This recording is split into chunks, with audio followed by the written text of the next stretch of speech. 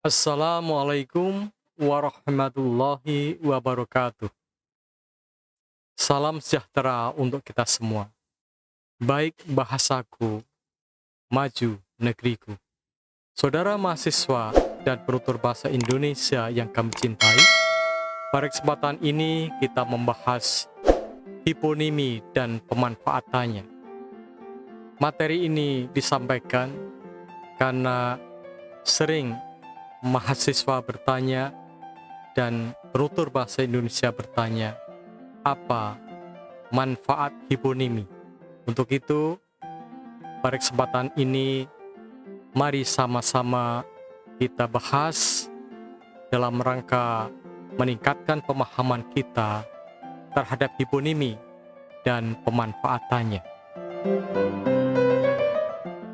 Sebelum kita mendalami konsep hiponimi, mari kita pahami definisi hiponimi. Hiponimi adalah relasi kata berdasarkan hubungan makna umum dan makna khusus, sehingga kata yang satu mencakupi atau membawai kata yang lain. Kata yang bermakna lebih umum disebut dengan atasan atau superordinat, dan kata yang bermakna lebih khusus disebut bawahan atau hiponim. Jadi, hiponim berasal dari kata hipo dan nim. Hipo artinya di bawah, nim itu artinya tanda atau nama. Jadi, di bawah nama tertentu atau di bawah tanda tertentu, ada nama-nama yang lain, ada tanda-tanda bahasa yang lain yang maknanya lebih khusus. Pada kesempatan ini, kita bahas kata bunga dan hiponimnya atau bawahan-bawahannya.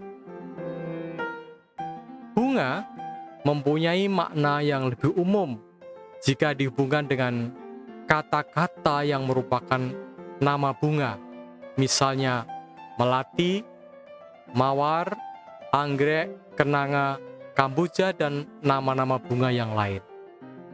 Bunga mempunyai makna yang lebih umum dibandingkan melati, karena kata melati itu merupakan bagian dari bunga. Kata mawar juga merupakan bagian dari bunga. Kata anggrek merupakan bagian atau salah satu jenis bunga. Dan kata kenanga juga merupakan bagian atau salah satu dari kata bunga. Dan kamboja juga salah satu jenis bunga yang merupakan bagian dari kata bunga. Jadi, kalau disebut kata bunga, maka dengan sendirinya tercakup nama melati, mawar, anggrek, kenanga, kamboja, dan nama-nama bunga yang lain. Nah, dengan demikian, di bawah kata bunga, maka ada nama-nama melati, mawar, anggrek, kenanga, kamboja, dan nama-nama bunga yang lain. Nah, bunga yang merupakan kata yang mempunyai makna lebih umum ini disebut dengan atasan atau superordinat.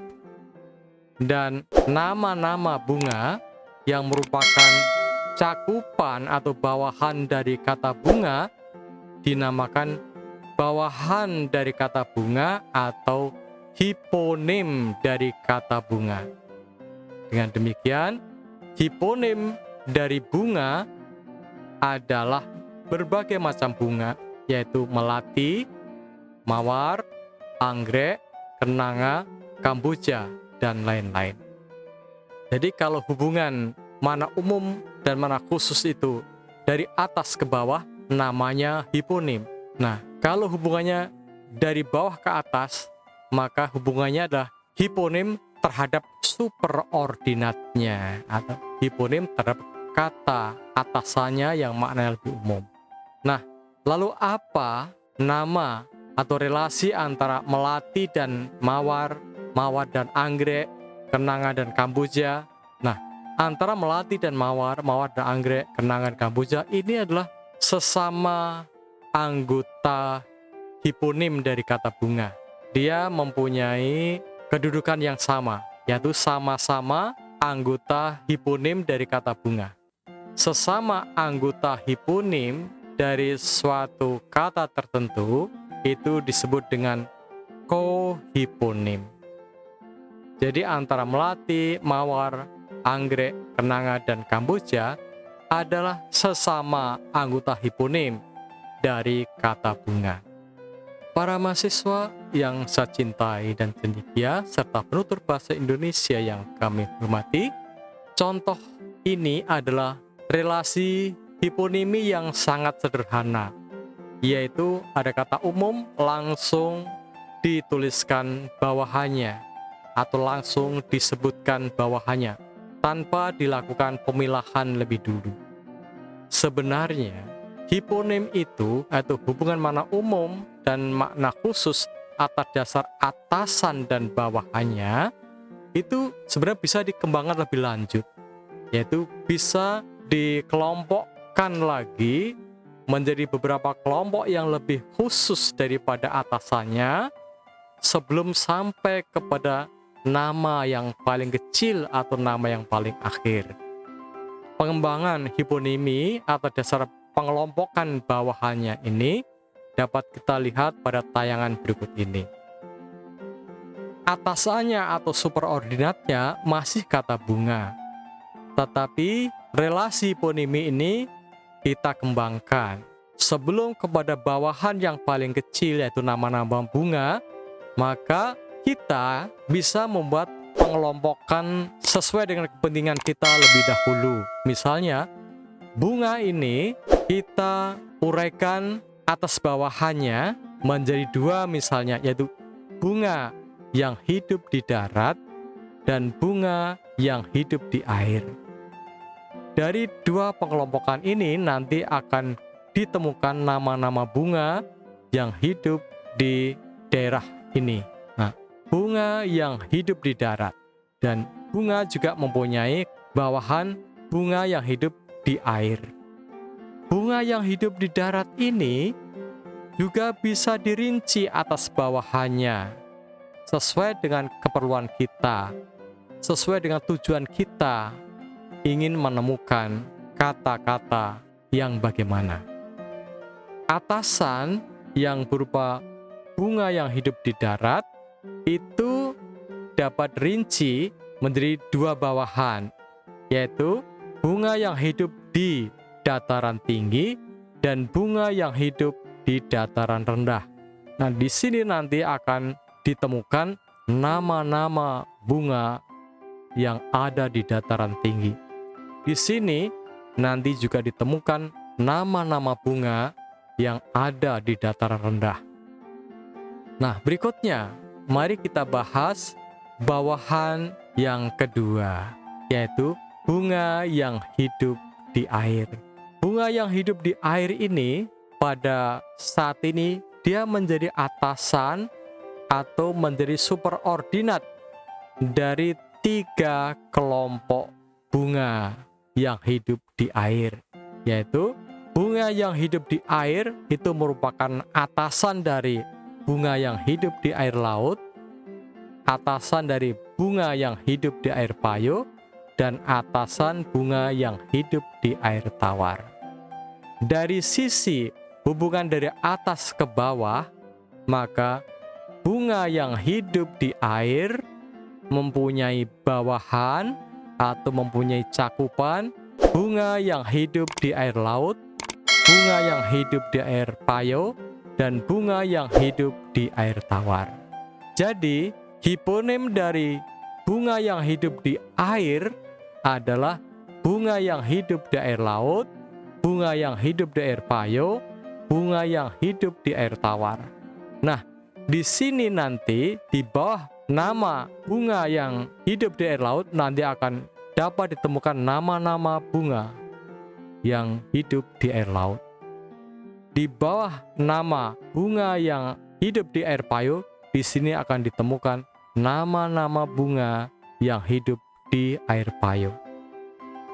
Nah, pada kelompok yang ketiga, ini nanti juga akan bisa didaftar nama-nama bunga yang hidup di air tawar. Jadi, dengan berdasar pada satu kata yaitu bunga, apabila kita menelusuri dengan hiponimi atau dengan cara hiponimi, maka akan ditemukan berbagai macam bunga yang ada di alam ini. Berbagai macam bunga itu dapat kita kelompok-kelompokkan sesuai dengan kepentingan kita. Misalnya seperti ini. Nah, para mahasiswa yang kami cintai dan cendekia, ternyata dengan memahami hiponimi, maka kita terlatih untuk membiasakan mengenali kata-kata yang bermakna umum dan kata-kata yang bermakna khusus yang merupakan bawahan dari kata-kata yang bermakna umum itu. Itulah relasi hiponimi, yaitu relasi makna hubungan makna umum dan makna khusus atas dasar atasan dan bawahannya. Para mahasiswa dan penutur bahasa Indonesia yang kami cintai, mari kita mantapkan lagi pemahaman kita tentang hiponimi. Sekarang kita memilih bahasan kita, yaitu ikan. Kata ikan ini akan kita telusuri. Kata-kata yang berhubungan dengan kata ikan yang maknanya lebih khusus dari kata ikan. Kata ikan itu kalau dicari hiponimi secara sederhana itu langsung ke nama ikan, maka di sini bisa muncul di bawah nama ikan akan muncul nama ikan lele, ikan bandeng, ikan gurami, ikan tongkol, ikan teri, ikan paus, dan lain sebagainya. Seperti yang disampaikan pada bagian awal tadi, bahwa relasi hiponimi ini bisa dikembangkan, yaitu bisa dikelompok-kelompokkan bawahan dari kata umum itu. Misalnya, yang dari kata ikan, yang kata ikan ini merupakan kata yang mempunyai makna umum dibanding kata-kata yang ada di bawah ini, maka sebelum kita sampai kepada nama ikan, kita dapat mengelompokkan nama-nama ikan itu. Misalnya, di bawah nama ikan ini kita buat kelompok nama-nama ikan yang hidup di air laut, nama-nama ikan yang hidup di air payau, atau nama-nama ikan yang hidup di air tawar. Dan demikian kita menjadi tahu di bawah nama ikan ini, di bawah kata ikan ini ada nama ikan apa saja. Dan ketika kita hiponimi ini kita kembangkan dengan mengelompokkan pada kelompok tertentu seperti ini, maka kita pun menjadi tahu nama ikan yang hidup di air laut itu apa saja. Nama ikan yang hidup di air payau itu apa saja. Nama ikan yang hidup di air tawar itu apa saja. Jadi kita semakin mudah, semakin tercerahkan kelompok nama ikan itu. Apabila kita tidak mengelompokkan menjadi 3 ini misalnya, maka kita hanya sekedar tahu nama-nama ikan, tetapi kita belum bisa membedakan mana yang merupakan ikan yang hidup di air laut, mana ikan yang hidup di air payau, dan mana ikan yang hidup di air tawar. Oleh karena itu, kalau kita ingin tahu ikan apa saja yang hidup di air laut, maka kita harus membuat pengelompokan lebih dulu, yaitu pengelompokan ikan yang hidup di air laut. Begitu juga kalau kita ingin tahu nama-nama ikan yang hidup di air payau, maka kita harus membuat kelompoknya dulu, yaitu kelompok ikan yang hidup di air payau. Dan jika kita ingin tahu nama-nama ikan yang hidup di air tawar, maka kita harus lebih dulu membuat kelompok atau membuat klasifikasi nama ikan yang hidup di air tawar. Nah, setelah hiponimi kita kembangkan dengan cara kita memberikan nama kelompok ikan itu, maka kita menjadi tahu nama ikan yang hidup di air laut, yaitu teri, tongkol, kakap, hiu, pari, cakalang, tenggiri, layang-layang, salmon, sarden, kerapu, tuna, paus, lemadang, layur, dan gurita. Ini masih banyak lagi yang bisa kita temukan. Agar kita bisa menginventaris atau mencatat nama-nama ikan yang hidup di air laut, maka kita bisa bertanya kepada orang yang ahli di bidang ikan di air laut. Nah, sekarang mari kita ketahui apa nama ikan yang hidup di air payung. Nah, ini dapat diketahui bahwa ikan yang hidup di air payung adalah ikan bandeng. Kemudian udang yang termasuk yang hidup di air payung.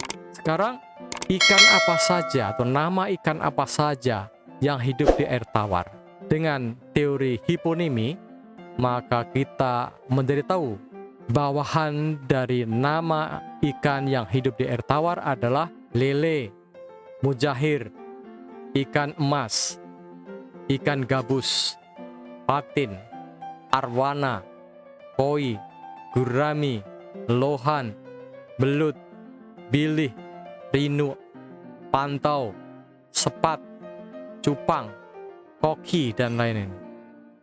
Nah, inilah salah satu manfaat dari hiponimi, membantu kita untuk bisa menelusuri kata-kata dalam suatu bahasa dalam kelompok tertentu secara kritis dan sistematis, sehingga semua kata dapat ditelusuri secara cermat, sehingga tidak banyak kata-kata yang ketinggalan. Saudara mahasiswa dan penutur bahasa Indonesia yang saya cintai, hiponimi yang berdasar pada kata ikan sebagai atasan atau superordinatnya ini juga bisa kita kembangkan lebih lanjut. Jika pada tayangan yang sebelumnya tadi, ikan itu dikelompokkan menjadi 3 saja, yaitu ikan yang hidup di air laut, ikan yang hidup di air payung, dan ikan yang hidup di air tawar. Nah, ikan yang hidup di air laut ini sebagai atasan, ini bawahannya bisa dikelompokkan lagi sesuai dengan kepentingan kita atau kebutuhan kita. Misalnya, ikan yang hidup di air laut ini bisa kita kelompokkan lagi menjadi 2. Misalnya, ikan yang hidup di air laut yang berfungsi untuk lauk dan ikan yang hidup di air laut yang berfungsi untuk hiasan. Begitu juga kelompok ikan yang hidup di air payung ini juga punya bawahan nama ikan. Nah, nama-nama ikan yang hidup di air payung ini dapat kita kelompokkan lagi menjadi yang lebih rinci, yaitu menjadi ikan yang hidup di air payung yang berfungsi sebagai lauk dan ikan yang hidup di air payung sebagai hiasan.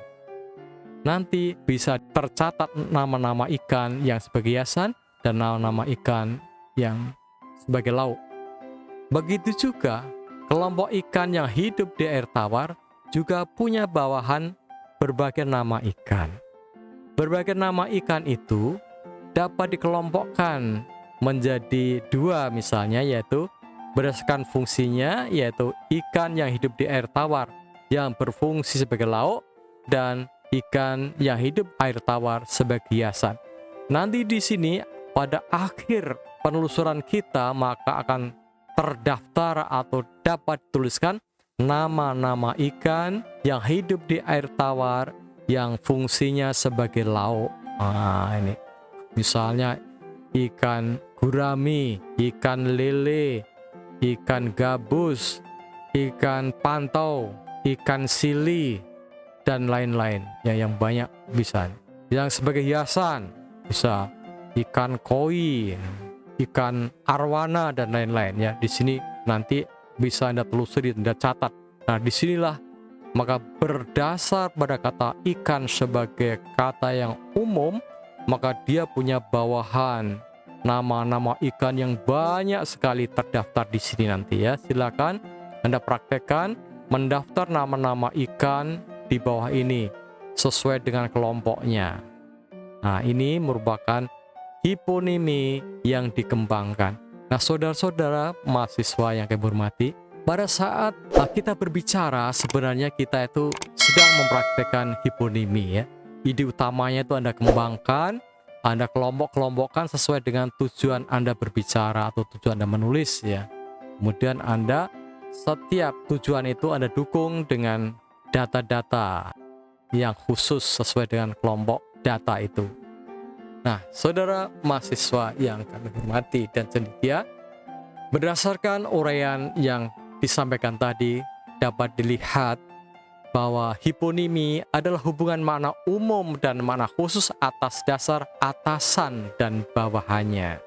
Nah, dari cara kerja hiponimi itu, ternyata hiponimi memandu kita untuk berpikir kritis dan sistematis, untuk menguraikan ide umum ke ide-ide khusus pada saat berbicara atau menulis. Nah, seperti yang kita lihat tadi, jadi hiponimi adalah relasi makna yang membahas hubungan makna umum dan makna khusus yang merupakan bawahan dari ide umum itu. Pada saat kita menulis, tentu kita menyampaikan ide-ide umum yang kita sampaikan kepada orang yang kita ajak bicara atau kepada pembaca tulisan kita. Nah, ide-ide umum itulah yang dalam hiponimi disebut dengan atasan atau superordinat. Yang di dalam menulis disebut dengan ide utama atau gagasan utama. Sedangkan ide-ide khusus dalam hiponimi itu di dalam kita menulis, ide-ide khusus itu sama dengan ide-ide penjelas. Selanjutnya, dalam menulis, ide-ide penjelas itu digunakan untuk mendukung ide utama atau ide pokok dalam tulisan itu. Nah, saudara-saudara, dengan berpedoman pada teori hiponimi, maka akan terhindari membuat tulisan yang idenya menyimpang atau idenya sumbang. Begitu juga pada saat berbicara, kita tentu terhindari dari berbicara yang melantur, yaitu berbicara yang ide-idenya tidak sesuai dengan ide pokok atau ide utama. Contoh misalnya seperti ini, hiponimi sederhana saja dulu. Misalnya, menurut hiponimi, bahwa bunga itu kata umum yang punya bawahan semua nama-nama bunga. Maka kalau ide utamanya adalah bunga dalam paragraf Anda misalnya, maka tentu saja ide penjelasannya tentang bunga, nama-nama bunga ya. Dan kalau bawahannya yang nama-nama bunga bisa melati, mawar, anggrek, kenanga, kambuja, dikatakan ide-ide bawahan ini atau ide-ide penjelas inilah sesuai dengan ide utama. Tetapi kita kalau di sini misalnya muncul terselip baik sadar maupun tidak sadar, misalnya di sini kita tuliskan di bawah nama bunga ini ada melati, mawar, lele, anggrek, kenanga, kambuja, maka lele ini merupakan ide yang tidak sesuai dengan ide utama, tidak sesuai dengan superordinat dari yang merupakan kata bunga.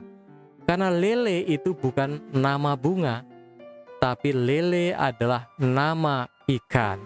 Karena itu, jika ada ide yang berupa lele dibahas di sini, maka itulah namanya ide yang tidak sesuai dengan superordinatnya atau ide umumnya, atau ide yang tidak sesuai dengan ide utamanya. Begitulah hiponimi mengarahkan kita untuk berbicara atau menulis yang sesuai dengan ide utama atau ide umum yang sedang dibahas. Dan hiponimi juga sekaligus bisa digunakan untuk mengontrol apakah ide yang kita sampaikan itu sesuai dengan ide utama atau tidak. Jadi sebagai pedoman untuk saat berbicara atau menulis dan sekaligus untuk mengontrol pembicaraan kita atau tulisan kita itu ide-idenya sesuai dengan ide utama atau tidak. Lalu apa manfaat yang lain selain hiponimi ini sangat membantu kita untuk berbicara yang padu maknanya atau untuk menulis yang padu maknanya. Hiponimi ini juga bermanfaat saat kita menelusuri kata-kata dalam suatu bahasa. Misalnya, kita akan membuat kamus, maka kita perlu menelusuri kata-kata yang nanti akan menjadi entry dalam kamus itu. Nah, apabila kita menggunakan teori hiponimi ini, maka kata-kata dalam suatu bahasa dapat kita telusuri secara kritis dan sistematis. Misalnya, kita bertolak dari kata bunga, seperti ini. Bertolak dari kata bunga, maka bisa kita daftar berbagai nama bunga yang ada di alam ini. Misal bunga melati, mawar, anggrek, kenanga, kamboja, matahari, seroja, bunga kertas, bunga bougainville, dan lain sebagainya, sampai entah jumlahnya puluhan, ratusan, bahkan ribuan di sini. Dan akan lebih teliti lagi, jika Anda ingin membuat kamus istilah, maka Anda bisa kelompokkan bunga-bunga itu atas dasar kelompoknya. Misalnya Anda ingin seakan membuat kamus istilah bunga yang hidup di darat. Anda batas itu, maka Anda bisa batas seperti ini. Maka akan terkumpullah nama-nama bunga yang hanya hidup di darat. Ya, tergantung dari tujuan Anda. Yang jelas, teori hiponimi sangat membantu Anda ketika Anda menelusuri kata untuk Anda buat kamus atau Anda buat ensiklopedia. Nah, ini dapat berdasar atau bertolak dari kata ikan, Anda bisa menemukan nama-nama ikan yang banyak ini. Dan nama-nama ini akan lebih banyak lagi apabila Anda lanjutkan proses penelusurannya dengan hiponimi ini. Nah, apa manfaatnya selain membantu pembuat kamus untuk menelusuri kata-kata suatu bahasa?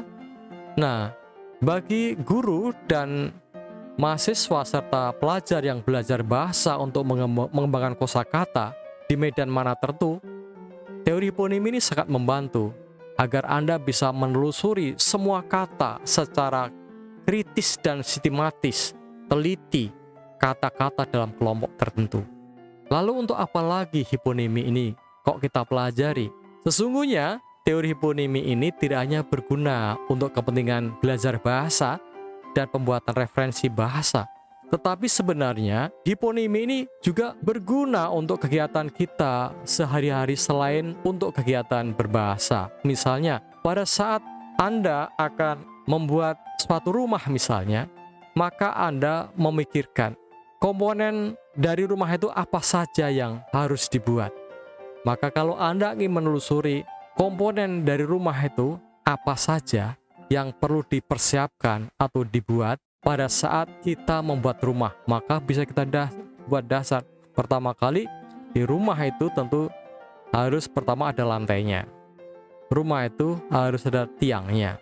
Rumah itu harus ada dindingnya. Rumah itu harus ada atapnya. Nah, di lantai ini, lantai itu kalau kita membuat lantai, unsur apa yang harus kita buat di lantai itu? Wah, semua. Nah, kalau kita membuat dinding, unsur apa saja yang ada pada dinding itu yang harus kita persiapkan. Kalau kita membuat atap, unsur apa saja yang ada dalam atap itu yang harus dipersiapkan. Begitu juga ketika Anda akan membuat suatu rangkaian mobil misalnya.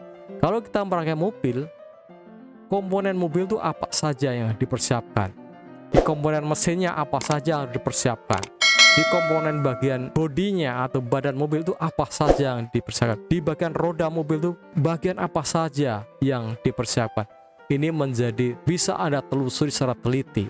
Ketika Anda ingin menginventaris, membuat persediaan barang-barang di toko, misalnya Anda bertolak dari kata makanan pokok, bahan makanan pokok, maka dari kata bahan pokok tadi Anda bisa uraikan bawahannya, bermacam-macam bahan makanan pokok di sini.